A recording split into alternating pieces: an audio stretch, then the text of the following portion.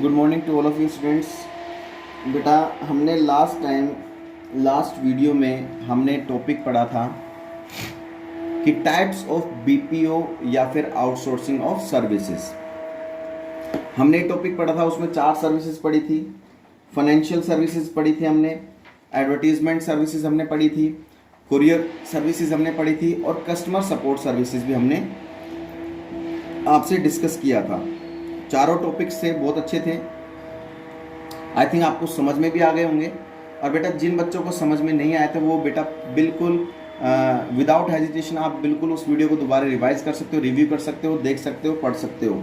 फिर भी कोई डाउट आता है तो आप मुझसे डिस्कस कर सकते हो, लेकिन कोई डाउट अपने मन में मत रखो, वो हमसे डिस्कस करते रहो। आपका सैटरडे को लाइव डाउट सेशन होता है तो उसमें आप डिस्कस कर सकते हैं। अपने टॉपिक्स पहले लिख के रखा करो। तो आज का जो हमारा नया टॉपिक आता है बेटा, वो आता है टॉपिक जो है वो है केपीओ। अब तक हम पढ़ रहे थे बीपीओ, अब पढ़ेंगे केपीओ, जिसकी फुल फॉर्म है नॉलेज प्रोसेस आउटसोर्सिंग।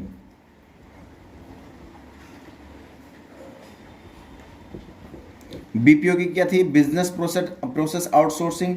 और केपीओ की क्या है? Knowledge process outsourcing. अब इसका मतलब क्या होता है वो मैं आपको अच्छे से क्लियर कर देता हूं।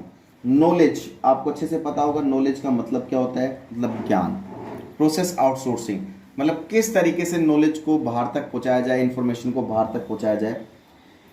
KPO, it means knowledge process outsourcing to obtain high-end knowledge work from outside the organization in order to run the business successfully and in cost-effective manner.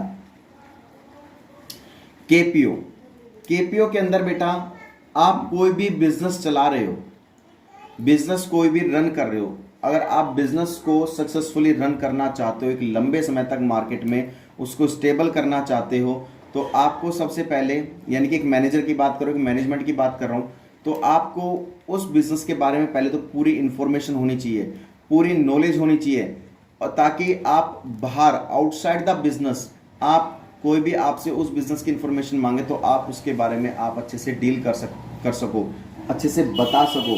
यानी कि आपके पास एक हाई एंड नॉलेज होनी चाहिए कि कस्टमर कोई भी क्वेरी पूछ ले, आपके पास उसका तुरंत जवाब होना चाहिए कि इसका सॉल्यूशन क्या है। तभी आप अपने बिजनेस को एक कम से कम कॉस्ट पर और इफेक्टिव तरीके से आप अपने बिजनेस को लंबे समय तक सक्सेसफुली रन कर सकते हो। तो ये बात समझ में आ गई मेरी बात? कह रहा है it occupies the higher end of BPO.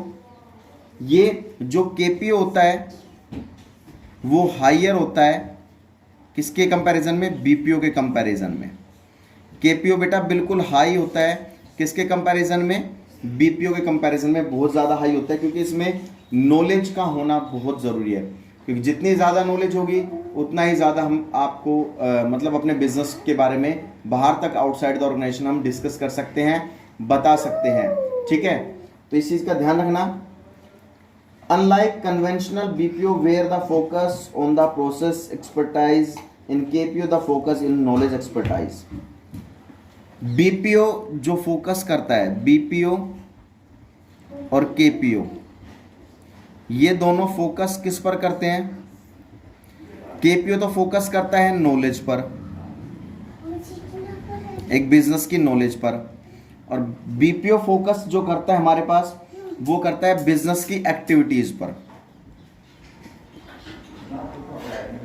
Process activities पर, कि बिजनेस में किस किस तरह की एक्टिविटीज की जा रही है उन पर फोकस करता है। जबकि केपीओ उस बिजनेस में होने वाली एक्टिविटीज के नॉलेज पर फोकस करता है।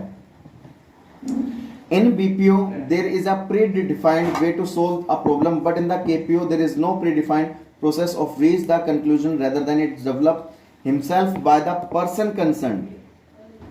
मतलब बीपीओ के अंदर हम पहले से ही प्री डिफाइन कर लेते हैं कि कोई प्रॉब्लम अगर इन फ्यूचर होती है तो उसको किस तरीके से सॉल्व किया जाएगा।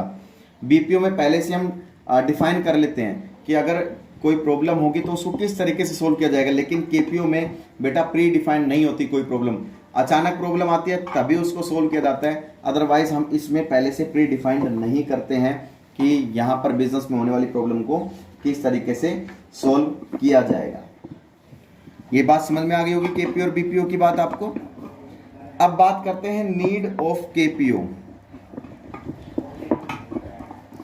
Need of KPO, KPO means knowledge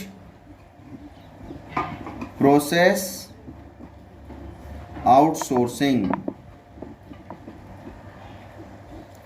need, इसकी जरूरत क्यों है, नॉलेज का होना जरूरी क्यों है? In today competitive environment focus is to concentrate on core specialisation areas and outsource the rest of the activities. मतलब आज का टाइम इतना कंपटीशन का हो गया बेटा, अगर आपको अपने बिजनेस के बारे में नॉलेज नहीं होगी या आप किसी कस्टमर की क्वेरीज को सोल्व नहीं कर पाएंगे तो आप अपने बिजनेस को सक्सेसफुली लंबे समय तक मार्केट में रन नहीं कर पाएंगे।